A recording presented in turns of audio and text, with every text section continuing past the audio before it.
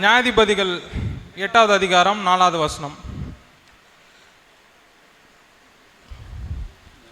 நியாயாதிபதிகள் 8வது அதிகாரம் 4வது வசனம் என்ன சொல்லுது?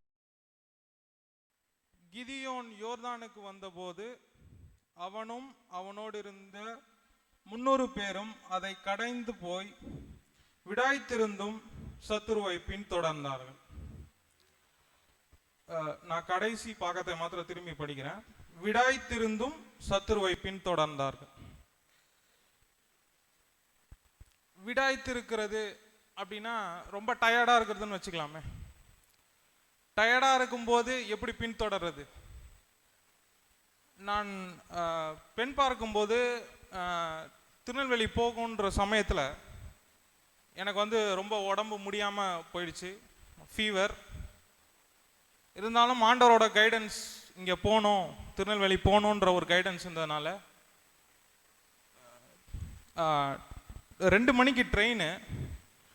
ஆனால் 12 மணிக்கு என்னால் முடியல, எனக்கு ஃபீவர். ஆனால் விடாய்த்திருந்தும் பின்தொடர். உன்னால் முடியல, இருந்தாலும் அதை விட்டுறாத, உனக்கு முடிவில் ஒரு வெற்றி இருக்கு. இங்கே வந்திருக்கிற உங்களுக்கும் நான் அதான் சொல்கிறேன்.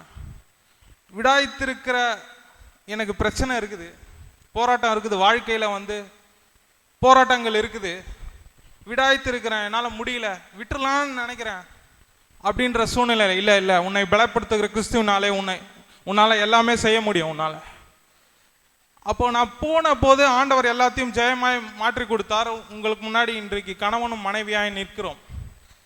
அப்போ இதுதான் என் வாழ்க்கையில் ஆண்டவர் செய்த மிகப்பெரிய அற்புதம். என்னுடைய சாட்சி இதுதான், இந்த ஒரே வசனம் தான். விடாய்த்திருந்தும் பின்தொடருங்க. என்னால் முடியல அப்படின்ற போது விட்டுடாதீங்க. உங்களுக்குன்னு ஆண்டவர் கொடுத்துருக்கிற திட்டத்தை நோக்கி நீங்கள் பின்தொடரும். ஒரு சிலரை நான் இப்போ கனப்படுத்தணும்னு விரும்புகிறேன். முதலாவது ஆண்டவராகிய தேவனுக்கு நான் எல்லா மகிமையும் செலுத்திக் கொள்கிறேன். 2வது எங்கள் அம்மா அப்பா. அம்மா ஸ்டேஜ்.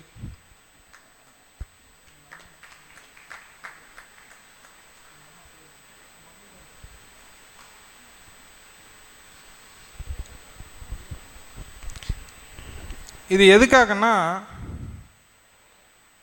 எங்க அம்மா எங்க 3 பேரையும் கர்த்தருக்குள்ள வளர்த்துருக்காங்க.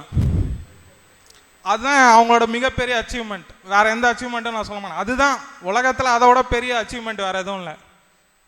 ஒரு சிறு அன்பளிப்பு எங்க அம்மாவுக்கு.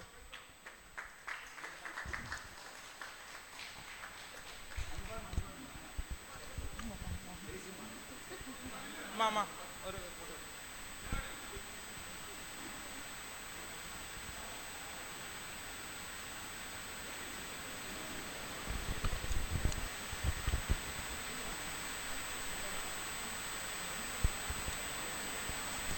2வது எங்கள் ஆவிக்குரிய தகப்பனும் தந்தையும் ஆகிய பாஸ்ட் அங்கிள், அப்புறம் பாஸ்ட் ஆண்டி.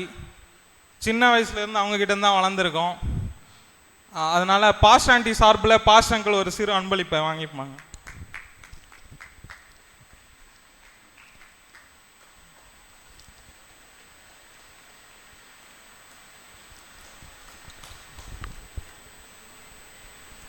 மூன்றாவது யாருன்னா ரோஹிணி, அவங்க அம்மா. அவங்கள பற்றி சொல்லணுன்னா, 3 பெண் பிள்ளைகளையும் தனியொரு ஆளாய் கர்த்தருக்குள்ள நடத்தி, கர்த்தருக்குள்ள கிறிஸ்தவ மணமகன்களை பார்த்து அவங்க முடிச்சிருக்காங்க. அது மிகப்பெரிய ஆண்டவரோட கிருபை இருந்தால் மாத்திரம்தான் முடியும். ரோஹிணி அந்த ஒரு சிறு அன்பளிப்பை அவங்க அம்மாவுக்கு கொடுப்பாங்க.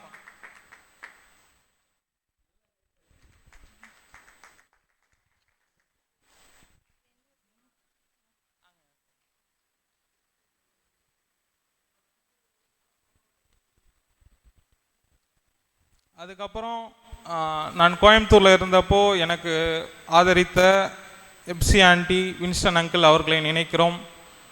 அப்புறம் சீலன் மாமா வதனாத்தை நினைக்கிறோம். இந்த ரிசப்ஷன் நடக்கிறது முக்கிய காரணம் அங்கே ஃபேனில் சுவிட்ச் போடுற அங்கே சாம் அண்ணன் எல்லா வேலைகளையும் அவர் தான் நின்று பார்த்துருக்கிறாரு. ரொம்ப நன்றிண்ணா. இங்கே உற்றார் உறவினர் நண்பர்கள் எல்லாருக்கும் நாங்கள் நன்றியுள்ளவர்களாக இருக்கிறோம். இயேசுவின் இனிதான நாமத்தில் உங்கள் அனைவருக்கும் என்னுடைய வாழ்த்துக்கள். கடைசியாக ஒரே ஒரு சின்ன சரணம். என்னேசுராஜா ஸ்தோத்திரம் ஸ்தோத்திரமே ஸ்தோத்திரமே உயிருள்ள நாள் எல்லாமே ஐயா ஸ்தோத்திரமே ஸ்தோத்திரமே உயிருள்ள நாள் எல்லாமே துதிகன மகிமையெல்லாம் ஐயா உமக்கே செலுத்துகிறோம். மகிழ்வுடன் ஸ்தோத்திர பலிதனை செலுத்தி ஆராதனை செய்கிறோம்.